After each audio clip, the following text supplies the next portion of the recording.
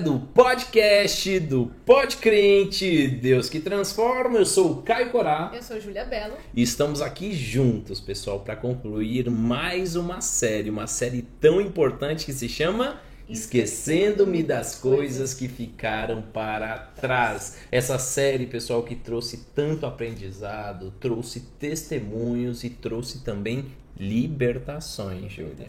Aqui nessa série nós abordamos diversos temas que eu particularmente, Caio, não pensava que a gente iria abordar. Tem algum exemplo aí, Júlia? Eu nunca pensei que eu abordaria idolatria. Preguiça, pessoal, preguiça. Traição, gente, traição. Cortando o cordão umbilical patológico. Júlia, quantas pessoas não têm o cordão umbilical patológico unido ao passado, unido a pessoas, a objetos e por aí vai, né? Também falamos da mulher samaritana. Esse foi o primeiro episódio. Esse foi o primeiro. Né? Mulher samaritana, pessoal, teve 5 homens, nenhum era dela. Então, olha só a libertação que essa mulher teve quando encontrou Jesus Cristo, né? A partir daquele momento ela começou a ter água viva fluindo dentro dela, porque ela teve um encontro verdadeiro com aquele que é o caminho, a verdade e a vida, Jesus Cristo. Amém. E hoje nós vamos abordar, né, não um tema, senão que um testemunho. Né? A gente vai contar a história de quem, Júlia? Saulo, nada mais nada menos que Saulo. Saulo de Tarso, pessoal. Vamos contar a história desse homem que escreveu quase a metade do Novo Testamento, mas que antes a história dele era bem diferente. E quando eu digo antes, eu estou falando antes do encontro com Jesus Cristo. Exatamente. Né? E quantas pessoas não estão precisando ter esse encontro com Jesus Cristo? Hoje, pessoal, hoje vocês vão ver que a partir do momento que você encontra com Jesus Cristo, o seu passado é esquecido, o seu presente ele é modificado e para o seu futuro vão existir promessas. Aleluia. Glória a Deus. Eita glória. É isso aí. E para começar, a gente sempre foca aqui na Bíblia Sagrada, na Palavra de Deus. E eu vou pedir para minha irmãzinha Júlia abrir em Filipenses 3:4. E eu vou pedir a vocês também que abram em Filipenses 3:4. De fato, pessoal, vou pedir até a Júlia que diga qual é a versão que ela vai estar utilizando, para que vocês possam seguir depois. Exato. Minha versão é Almeida atualizada e, pessoal, acompanha na Bíblia, tá bom? Bom, vamos lá. Vamos lá. É verdade que eu também poderia confiar na carne. Se alguém pensa que pode confiar na carne, eu ainda mais. Fui circuncidado no 8º dia. Sou da linhagem de Israel, da tribo de Benjamim. Hebreu de hebreus. Quanto à lei, eu era fariseu. Quanto ao zelo, perseguidor da igreja. Quanto à justiça que há na lei, irrepreensível. Forte, pessoal, forte. Aqui está Saulo escrevendo uma carta à igreja de Filipe, né? E ele está falando, gente, eu por mim mesmo, eu não conseguiria a salvação. Olha o que ele diz no começo do 4. É verdade que eu também poderia confiar em mim, na minha carne. Quando ele fala confiar na carne, ele está falando confiar em mim mesmo, né? Se alguém pensa que pode confiar na carne, eu ainda mais. E aí ele começa a relatar o porquê. Por que eu poderia confiar em mim mesmo? E aí, pessoal, o que nós fizemos? Nós separamos alguns tópicos, Júlia e eu quero que vocês anotem esses tópicos. Anotem mesmo, pessoal. Façam esse compromisso de anotar a palavra. Eu venho aprendendo isso, Júlia. Eu sempre ouvia pregações, mas não anotava. Então, eu entendia, recebia todo aquele ensinamento, mas depois esquecia. Então, hoje eu estou anotando. Exato. Bom, primeiro tópico que a gente colocou aqui, ó. Fui circuncidado no 8º dia. Circuncidado no 8º dia, né? Quando Paulo escreve isso aos Filipos, Júlia, ele quer falar o seguinte, ó, gente, desde a minha infância eu fui enraizado na lei judaica, né? E aí, pessoal, para dar baseamento bíblico, base bíblica, nós vamos ler Gênesis 17:12, tá? Tenham paciência aqui com a gente, que a gente vai ler muitas citações bíblicas, então prestem atenção. Vamos lá. O menino que tem 8 dias será circuncidado entre vocês. Todos do sexo masculino, nas suas gerações, devem ser circuncidados. Exato. Aqui é Deus entregando a Abraão essa aliança. Ó, a nossa aliança aqui no Antigo Testamento vai ser, ó, nasceu um homem dentro de casa, esse homem pode ser de linhagem judaica ou então adotado, né? Naquela época não falava adoção, falava compra, pode ser de casa ou pode ser comprado, tem que ser circuncidado ao 8º dia. Isso quer dizer muito na vida de Paulo, né? Porque ele nasceu dentro do berço da lei. Exato, então quer dizer que no 8º dia, a gente acabou de nascer, 8º dia, ele já estava ali, ele já foi introduzido nas leis, ele foi introduzido em algo que gerou muita raiz, né? Então a gente tem que ter isso em mente para entender o que vem depois. Né? Então tem em mente que é uma raiz muito forte. É uma raiz muito forte, né? E Júlia, incluso, né, muitas famílias não circuncidavam ao 8º dia, sabe? Porque assim, pessoal, foi implementado 630 leis aos judeus, né? Deus implementou isso para que eles entrassem na linha, porque era o povo rebelde. Meu Jesus! É igual a gente, né, pessoal? Somos rebeldes igual. Então Deus entregou 630 leis e falou assim, ó, compre aí. Vocês não são os bonzão? Compre aí 630 leis. Então tinha família, Júlia, quando nós estávamos fazendo esse estudo, que tinha família que não circuncidava no 8º dia. Somente aquelas famílias que, ó, eram rígidas aqui, ó, na lei, pesada. Né? Isso é importante. Isso já mostra que a família de Saulo era bem aqui, ó. Rígida. Firme. Né? Exatamente. Bom, outro tópico que a gente colocou, sou da linhagem de Israel, da tribo de Benjamim, hebreu de hebreus. Aqui, pessoal, essa passagem é muito importante também, porque agora a gente já contextualizou que Paulo nasceu num berço completamente doutrinado pela lei e a vida dele depois também foi baixo à justiça da lei. Né? Só para vocês entenderem, quando ele fala linhagem de Israel, ele nasceu em Israel, né? Se vocês forem em Atos, capítulo 22, vou até abrir aqui, Atos 22, ele diz o seguinte no versículo 3, Júlia, eu vou ler, ó. Eu sou judeu, nasci em Tarso, da Cilícia, mas fui criado nesta cidade. Nesta cidade ele quer dizer Jerusalém. E aqui fui instruído aos pés de Gamaliel. Então Paulo, ele nasceu em Tarso, né? Saulo nasceu em Tarso e foi educado em Jerusalém por um grande rabino chamado Gamaliel. Então, vê que ele era um israelense nato. Depois ele fala da tribo de Benjamim. E Júlia, quem eram os benjamitas? Tem alguma passagem na Bíblia que conta um pouquinho sobre os benjamitas? Era um povo forte, hein? Vamos lá para Juízes. Juízes, que capítulo? 20, vamos ver. Capítulo 20, exatamente. Vamos lá. 20, 16. Entre todo este povo havia 700 homens escolhidos, canhotos que atiravam com a funda e eram capazes de acertar uma pedra num fio de cabelo, sem nunca errar. Pessoal, esses eram os benjamitas. Eles acertavam uma pedra em um fio de cabelo sem nunca errar. Sem nunca errar. Júlia, para você ter ideia, vocês depois busquem aí no Google. O símbolo da tribo de Benjamim é um lobo feroz. E isso caracterizava a tribo de Benjamim, sabe? Eles eram lutadores natos. E por eles serem tão bons a esse ponto de lutar com as duas mãos, eles eram ambidestros, ao ponto de acertar um fio de cabelo com uma pedra, por serem tão bons, eles eram arrogantes, eles eram soberbos. Só para contextualizar, Juízes 20 traz a guerra civil das 12 tribos contra a tribo de Benjamim. Sim. Por quê? O que aconteceu? Os benjamitas, alguns deles mataram uma concubina, né? E mataram de uma forma muito pesada. Eles estupraram, eles abusaram sexualmente uma noite toda e a mataram. O esposo dela, o que fez? Dividiu ela em 12 partes e mandou as 12 tribos de Israel. E as 12 tribos de Israel restantes ficaram, meu Deus, revoltados. E quando eles descobriram que foi a tribo de Benjamim, eles foram até os benjamitas e falaram assim: quem foi que matou essa mulher? Por que matou essa mulher dessa forma? E os benjamitas não quiseram entregar os agressores. Foi aí quando 400, olha só o número, Júlia, 400 mil soldados das 12 tribos foram guerrear contra os benjamitas, que eram 26 mil. Galera, 26 mil. E sabe o que aconteceu nos 2 primeiros dias de guerra, Júlia?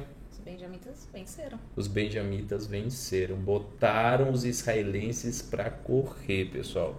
Então, quando Paulo fala linhagem de Israel, tribo de Benjamim, hebreu de hebreus, ele está trazendo para ele, para o passado dele, um grande espírito nacionalista.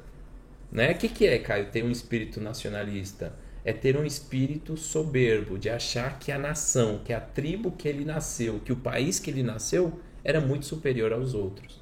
Fora que é um homem que veio de uma tribo de guerra, né? Uma tribo preparada, uma tribo que tem história com isso, uma tribo que é soberba, né? No quesito guerra. Eles eram poderosos, gente, 400 contra 26 mil, 400 mil contra 26 mil. Então, assim, imagina isso, né? Além de vir de um lugar, de uma família tão enraizada nas leis, ainda tem essa questão da soberba por conta da guerra, por conta da força, né? Da arrogância, Sim. é verdade. E de fato, Júlia, no século XX, a gente tem um grande exemplo de nacionalista, né? Por exemplo, hoje nós não temos vídeos da época de Paulo, da época dos benjamitas, das 12 tribos de Israel, mas nós temos uma história bem debatida de uma pessoa, de um homem que foi o extremo do nacionalismo, que foi Adolf Hitler. Exato. Então, quando ele fala que hebreu de hebreus, ele está falando, eu sou a nata, né? Eu era a nata. E o Hitler, que ele vai fazer, é falar da raça ariana, é falar da nata. Então, tudo que é extremo, né? E a gente pode ver isso aqui, essa questão de ser a nata, de ser lá em cima. Né? Exatamente, Júlio. E trazendo para os dias de hoje, né? Por exemplo, eu tive a minha época fora da igreja, né? Graças a Deus eu não passei o que Saulo passou, que foi enraizado fora da igreja de Cristo, né? Mas eu quando leio tribo de Benjamim, hebreus de hebreus, teve uma época da minha vida em que meu coração estava muito duro, em que eu falei assim, ó, tudo nessa vida depende de mim, né? Tudo nessa vida depende de mim. Você teve algo assim, Júlia, também no seu passado? Eu era muito soberba, né? Quando a gente não tem Deus, a gente não enxerga isso, a gente fala que é no nosso braço. E a soberba vem, porque muitas vezes Deus nos dá algumas características, a inteligência, por exemplo, e a gente fala, não, é meu, né? É meu, eu consegui. Foi lendo, foi estudando. Foi estudando, mérito meu, oxe. E aí vem a soberba, vem essa questão de grandeza, né? Então, tive isso também.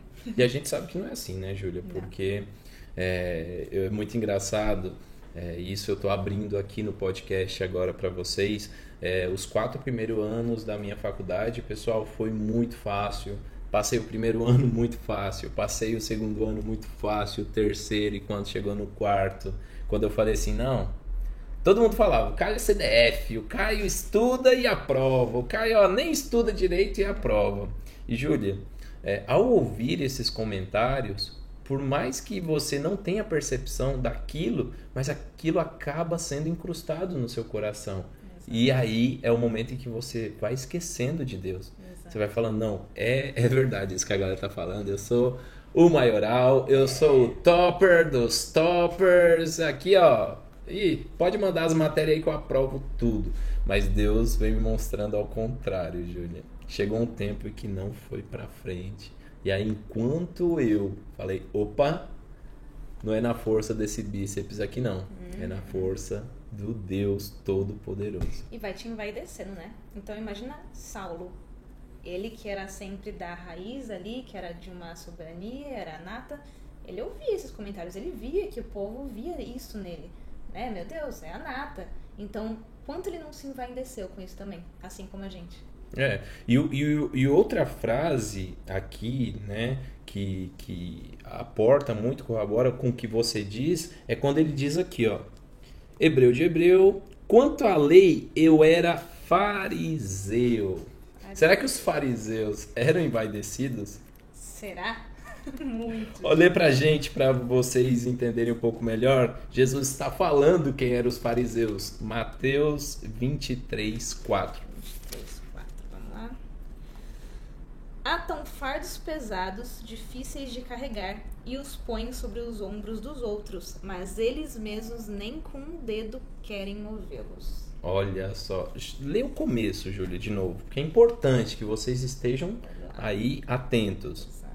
atam fardos pesados, difíceis de carregar, e os põem sobre os ombros dos outros. É isso aí, pessoal. Os fariseus eram esses. Naquela época, na época de Saulo, pessoal, existiam várias, digamos assim, alas dentro do judaísmo, Sim. né? E uma dessas alas era os fariseus. E os fariseus, só para vocês terem ideia, né? A palavra fariseu significa separados. Se a gente for no hebraico, no grego, traduzir para o latim, fazer aquele embole lá gostoso, o que acontece? Fariseu significa separados. Então eles se auto-intitulavam os separados, dentro mesmo da religião do judaísmo. Então olha só como ele era vaidoso. Ele era separado por todos os cantos. Da família, que já tinha um certo poder, pela tribo de Benjamim, era separado porque era um povo de guerra, era separado porque era fariseu. Então, assim, como era a vaidade de Saulo? Tenta imaginar. E, gente, leia 23, capítulo 23 de Mateus. Né? Vocês vão entender quem são os fariseus. Quem são os fariseus. Aqui, pessoal, a gente não dá para ler tudo, porque senão o episódio vai ter 4 horas, mas é bem importante que vocês leiam Mateus 23, vocês vão entender quem eram os fariseus, os escribas, os saduceus, enfim. Exato. Leiam aí Mateus 23.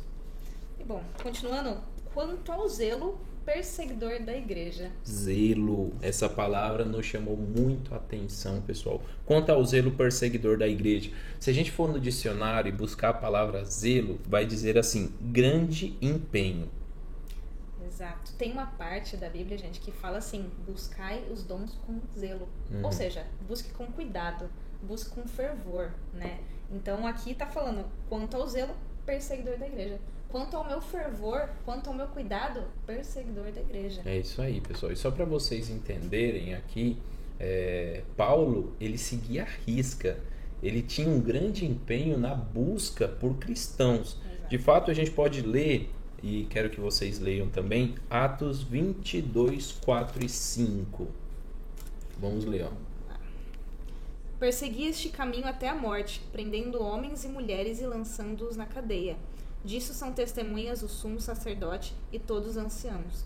Deles eu recebi cartas para os irmãos judeus de Damasco e fui até lá para trazer amarrados a Jerusalém os que também lá estivessem, para serem punidos. É isso aí, pessoal, olha só. Quanto ao zelo, né? Ele tinha um grande empenho na busca por cristãos.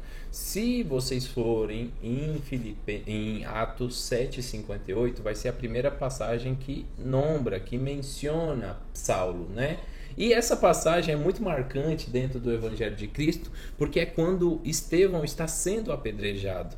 E Saulo, pessoal, ele faz parte desse apedrejamento. Para vocês terem ideia, Saulo estava segurando as capas dos homens que estavam matando a Estevão, né? E ele estava ali. Alguns estudos dizem que Saulo ele era um grande... Sabe a torcida de futebol? Tá ali torcendo pelo seu time? Saulo estava ali. Mata Estevão, é isso aí mesmo, tem que matar mesmo. E foi aí que começou, digamos assim, o ministério de Saulo, né, na busca pelos cristãos. Você leu uma parte muito importante que fala que ele vai para Damasco. Ó. Deles eu recebi cartas para os irmãos judeus de Damasco. Paulo, quando ele vai em busca de cristãos em Damasco, tem um porquê. Ele era tão astuto, tão estudado, que ele foi até Damasco buscar cristãos, porque Damasco era um dos grandes e importantes centros comerciais.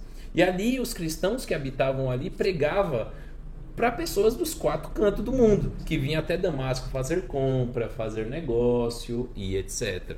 Tá? Então, Paulo ele tinha uma inteligência grande, né? Ele não era qualquer pessoa. Pessoal, ele era de uma família importantíssima. Ele era estratégico, ele tinha inteligência, né? Ele era esperto. A Bíblia vai falar, Júlia, para você ter ideia, que quando criança ele foi educado em Jerusalém. E, pessoal, para vocês terem ideia, para você sair de Tarso, que foi onde ele nasceu, e estudar em Jerusalém, era como se hoje nós saíssemos do Brasil e fôssemos estudar em Harvard. Tem que ter dinheiro, né, galera? Tem que ter dinheiro, então... Saulo, ele tinha muito dinheiro, a sua família tinha muito dinheiro, né? Então ele tinha um preparo. A Bíblia também relata que ele era cidadão romano. Ele era separado de todos os cantos, né? romano, família com dinheiro, fariseu. Bem educado, falava vários idiomas, né? Sim. Então, assim, Paulo, e quando ele fala, gente, se vocês, né, acham que podem viver pela carne, eu ainda muito mais, porque eu era isso, aquilo outro. Exato. E essa última parte, quanto à justiça que há na lei, irrepreensível. Uau, forte, né? Forte. Eram muitas leis para você cumprir tudo. E irrepreensível quer dizer que não tem erro. Não tem erro. Uau, forte. Júlia, é como você falou, eram muitas leis, né? A gente está falando de um total de 630 leis. E ele fala irrepreensível. Gente, ele não cometia falhas em base às leis do judaísmo, né? Exato, quer dizer que você não pode repreender irrepreensível. Então, como você vai repreender alguém que não tem erro? Irrepreensível. Então, ele não tinha erro nas leis. E é muita lei. É muita lei, né? E, ô Jesus, obrigado, viu? Obrigado, porque, ó, viver debaixo de 630 leis, ninguém, pessoal, esquece que a gente não poderia ser salvo de maneira nenhuma. E isso é importante, né? Então, fazendo um resumo, Paulo, desde o seu nascimento, ele foi introduzido à lei, à justiça da lei. Durante a sua vida toda, foi um perseguidor de cristãos. Ele matava, ele prendia, e ele fazia isso com uma certa astúcia, porque Paulo era estudado, Paulo falava distintos idiomas. Então, assim, as pessoas costumam dizer isso no cotidiano, né, Júlia? Tipo, fulano nasceu desse jeito, vai ser assim pra sempre. Paulo era improvável, né? É o que eu sempre falo, Caio, que você gosta que eu falo isso. Eu gosto. Improvável, mas escolhido. Sempre. E ele tinha tudo pra não ser escolhido, gente. Era improvável. Como que um homem que era nata de tudo ia conhecer Jesus, que é Deus, e se fez tão humilde? Se fez um homem tão humilde. Então, assim, improvável, mas escolhido. Mas escolhido. Isso que você falou é importante a gente explicar também, né, Júlia? Porque, olha só, ele era tão rico, tão importante, de uma tribo mega super importante, e os judeus, eles não esperavam um Messias como Jesus. Exato. Eles esperavam Jesus como? Rico, poderoso, né? Um chefe, algo político. Esperavam Jesus, um Messias político, né? Esperam até hoje, né? Uhum. Os judeus estão aí, né? Esperam até hoje. Então esperavam um Messias político, rico, soberano no sentido de físico mesmo. E Jesus que foi montado uma jumenta no templo e que lavou os pés dos discípulos, né? Então algo que, como que Paulo ia, né? Era algo muito assim improvável de fato, né? Mas a Bíblia Sagrada diz ao contrário, pessoal. Ela fala que mesmo você sendo improvável aos olhos humanos, como Júlia, eu ou Vitor, a Bíblia diz que tudo é possível. Tudo é possível a partir do momento que a gente tem um encontro com Jesus Cristo. E Paulo, ele teve o seu encontro. Paulo, ele conta o seu testemunho em Atos. Eu até anotei aqui pra gente não errar. Atos 22:6. Lê pra gente, Júlia. Ora, aconteceu que, enquanto eu viajava, já perto de Damasco, quase ao meio-dia, repentinamente, uma grande luz do céu brilhou ao redor de mim. Então caí por terra, ouvindo uma voz que me dizia: Saulo, Saulo, por que você me persegue? Perguntei: Senhor, quem é você? Ao que me respondeu: Eu sou Jesus, o Nazareno, a quem você persegue. Aleluia. Aleluia, pessoal. Esse foi o encontro de Paulo com Jesus.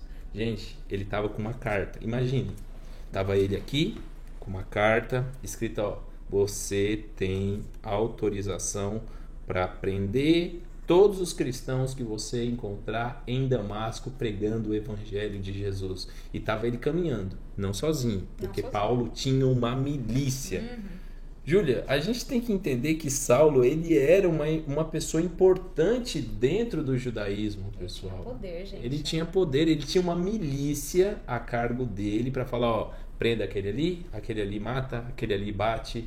E bom, e no deserto, no caminho para Damasco, ele tem um encontro com Jesus, né? A Bíblia relata que essa luz era tão forte, quando ele olhou para os céus, ele viu Jesus Cristo e Jesus falou diretamente com ele, né? Paulo, por que tu me persegues? Né? Exato. E Júlia, agora sim, uma pergunta. Por que Paulo, sendo um improvável, né? Por que você acha que Jesus foi nele e não foi em outra pessoa? Eu vejo, Caio, que é porque existia uma história tão forte em Saulo, né, no Saulo, de algo tão extremo, tão poderoso, a nata sempre, lá em cima sempre, e é algo tão utópico, sabe? Um Jesus. Então, é meio que um quebra de paradigma. Saulo esperava um Messias rico, poderoso, e daí vai lá e Jesus se apresenta como um homem humilde, né? Com essa humildade, com essa simplicidade. Então, para mim, é realmente essa questão de ser algo improvável e por essa quebra, para servir de testemunho para o que hoje acontece, né? Exatamente. Eu concordo com isso que você falou, Julie, e eu agregaria o seguinte. Paulo, ele era empenhado em tudo que ele fazia. É verdade. Paulo, ele servia de todo o seu coração. Enquanto ele estava ali sobre a lei, sobre a justiça da lei, né, ele fazia isso com um empenho. Exatamente. Né? Exatamente. E eu acredito que Jesus olhou para ele e falou, a partir do momento que ele conhecer o caminho correto, a verdade, ele vai fazer isso, porém agora da forma correta. Porque Jesus diz, eu sou o caminho, a verdade e a vida. Então, a partir do momento que Saulo descobriu o caminho, a verdade e a vida dele deixou de ser de um perseguidor de cristão, deixou de ser Saulo e passou a ser Paulo. E olha só que interessante, o título desse capítulo 3 de Filipenses é A Verdadeira Justiça. É verdade. Então, Saulo aqui descobriu a verdadeira justiça. O que ele vai se empenhar agora? Pela verdadeira justiça, o caminho, a verdade e a vida. Né? Então, ele realmente sempre foi muito empenhado, né? E Jesus viu nisso graça, né? Ele viu, olha só, e se usasse para algo que é a verdadeira justiça, que sou eu, Jesus Cristo. Amém. E, pessoal, Jesus, ele tá falando com você que tá vendo esse vídeo. Amém. Jesus quer fazer dos seus dons, que talvez você utiliza para outra coisa, para fazer, quem sabe, coisas ruins. Jesus está te chamando hoje para você ter um verdadeiro encontro com Ele. Para você pegar esses dons que Ele te deu e falar, filho, comece a usar esses dons para conquistar almas. Jesus quer te chamar para ser um pescador de homens. O Vitor fala muito disso. Deixe de ser pescador de peixes e venha ser pescador de homens. Ele sempre cita essa passagem bíblica.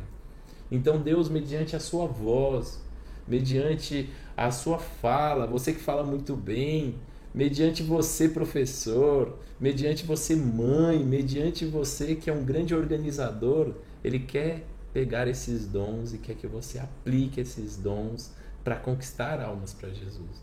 Porque o tempo vindouro já vem, Júlia. Ele tem pressa, gente. Deus tem pressa. O tempo vindouro tá aí. E Ele tá resgatando pessoas. Então, ouvindo a voz do Espírito, não endurecerá o vosso coração. Aleluia. E bom, Caio, tem uma continuação aqui. Filipenses 3:7. Vou ler aqui pra gente. Pessoal, muita atenção nisso. Escutem. Sim. Mas o que era para mim era lucro. Isso considerei perda por causa de Cristo. Na verdade, considero tudo como perda, por causa da sublimidade do conhecimento de Cristo Jesus, meu Senhor. Por causa dele, perdi todas as coisas e as considero como lixo, para ganhar a Cristo e ser achado nele. Não tendo justiça própria, que procede de lei, mas aquela que é mediante a fé em Cristo, a justiça que procede de Deus, baseada na fé. Aleluia, palavra de Deus. Pessoal, Filipenses 3, a partir do 4 até o 9. Pessoal, Paulo ele fala, gente, eu era rico, eu era bem estudado, eu era da nata das natas, mas isso hoje eu considero um lixo. Como lixo. Por quê? É muito forte. Gente, não vale. Tudo é vaidade. Vaidade, tudo é vaidade. Se você for ler lá em Provérbios, vai falar sobre isso, Eclesiastes, tudo é vaidade. E Paulo aqui, ele entendeu, olha, tudo isso é como lixo pra mim. Nada vale, o que me vale é a fé em Cristo Jesus e o que ele tá me proporcionando espiritualmente. Aleluia. Júlia, eu vejo essa parte de Paulo, esse que você leu do 7, o 8 e o 9, como a minha vida. Durante quase 29 anos, vamos dizer 28 anos, né? Eu vivi muitas coisas. Conquistei coisas, conheci pessoas, comprei coisas.